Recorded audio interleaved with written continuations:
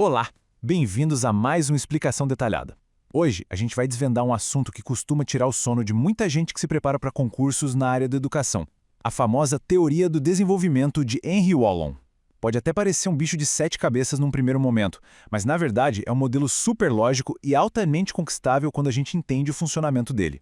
A ideia aqui é entregar o segredo de bandeja para você gabaritar aquelas questões de banca super exigentes, como a IDECAN.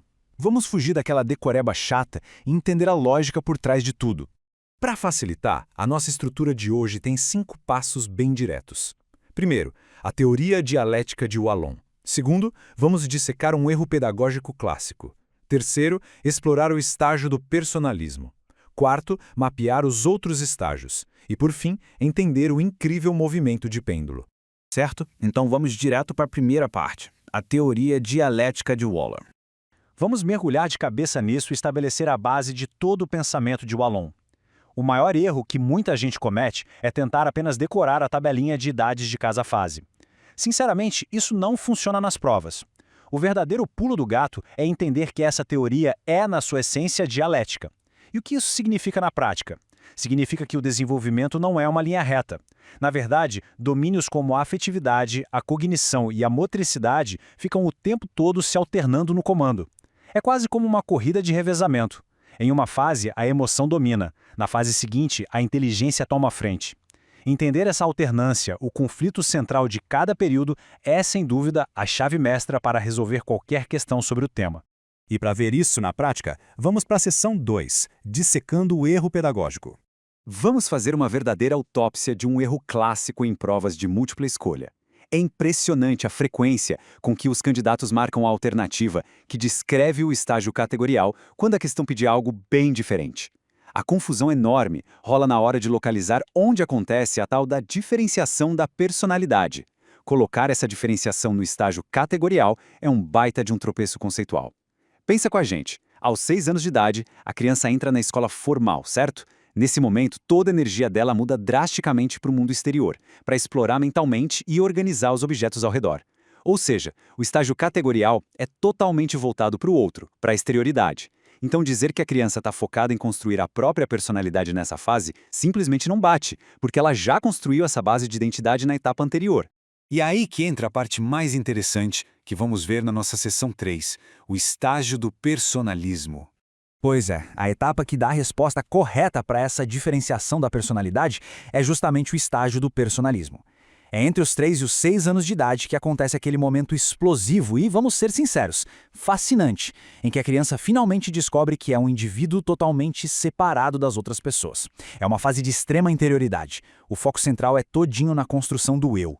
A criança sente uma necessidade que chega a ser desesperada, super intensa mesmo, de bater no peito e afirmar essa nova identidade para o mundo ao redor dela.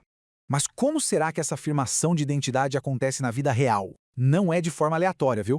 Segundo a teoria, existem 3 estratégias sequenciais super bem definidas que a criança usa ativamente para construir quem ela é durante essa fase tão crucial. A primeira estratégia é a famosa oposição. Quem convive com criança pequena com certeza já sofreu um pouquinho nessa fase, onde a palavra favorita e quase exclusiva do vocabulário vira um sonoro não. Pode até parecer pura e simples teimosia, mas acredite, é pura psicologia em ação.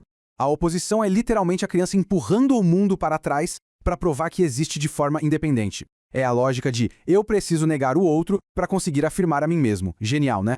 Mas calma, que logo após o choque inicial do não, a dinâmica muda. Aí entramos nas outras 2 estratégias que completam essa tríade. Primeiro vem a sedução. Depois de tanto se opor, a criança percebe que precisa ser amada e admirada para se sentir genuinamente valorizada. Ela quer chamar atenção, quer encantar a todos. E em seguida vem a imitação. Nessa fase, a criança começa a olhar com uma lupa para os adultos ao redor, como os pais e os professores, e passa a incorporar as características desses modelos que ela admira. É uma transição simplesmente brilhante. Vai da resistência para a busca por afeto e, por fim, para a absorção de comportamentos sociais. Vamos avançar e ver como tudo isso se conecta na seção 4, mapeando os outros estágios. Chegou a hora de desarmar as armadilhas das bancas. Elas adoram pegar o nome de um estágio e misturar com as características de outro, só para confundir. Mas entendendo a estrutura, fica super fácil desconstruir essas pegadinhas. Pega o estágio impulsivo emocional, por exemplo. Ele é focado na simbiose afetiva com o cuidador lá no primeiríssimo ano de vida. Já o sensório motor e projetivo foca na inteligência prática, no pegar, no explorar o espaço. O categorial, que a gente acabou de ver dos 6 aos 11 anos, vai explorar conceitos abstratos do mundo exterior. E, por fim, a puberdade e adolescência retoma aquele lado afetivo, lembra até um pouco o personalismo, mas tem um detalhe vital. O foco aqui não é a descoberta inicial do eu, mas sim uma baita crise de identidade movida por um turbilhão hormonal. E isso nos leva à parte final e mais reveladora de todas. Seção 5. O movimento de pêndulo. Essa é a verdadeira dica de ouro para qualquer prova sobre o Wallon, especialmente da IDECAM. É uma estrutura metafórica que faz absolutamente tudo que a gente discutiu até aqui se encaixar de forma impecável. Para Henri Wallon, o desenvolvimento humano não é uma linha reta ascendente. Ele é, na verdade, um constante movimento de pêndulo.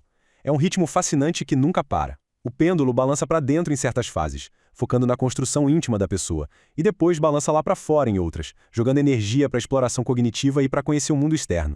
Então, o ponto crucial, o que a gente realmente precisa levar daqui, é dominar essa terminologia exata. O movimento para dentro a gente chama de centrípeto. Ele é focado na construção do eu e engloba os estágios impulsivo-emocional, o personalismo e a adolescência. Por outro lado, o movimento para fora é o centrífugo, que é totalmente voltado para o conhecimento do mundo. Esse inclui o sensor-motor e o categorial. Isso explica com precisão cirúrgica por que o personalismo é uma fase de oscilação para dentro focada totalmente nessa necessidade urgente de construir a identidade. Dominar a teoria de Wallon, no fim das contas, é conseguir bater o olho e identificar para qual lado esse pêndulo está balançando em cada questão da prova. Mas, saindo um pouco do mundo dos concursos, vale muito a pena pensar no impacto prático disso tudo.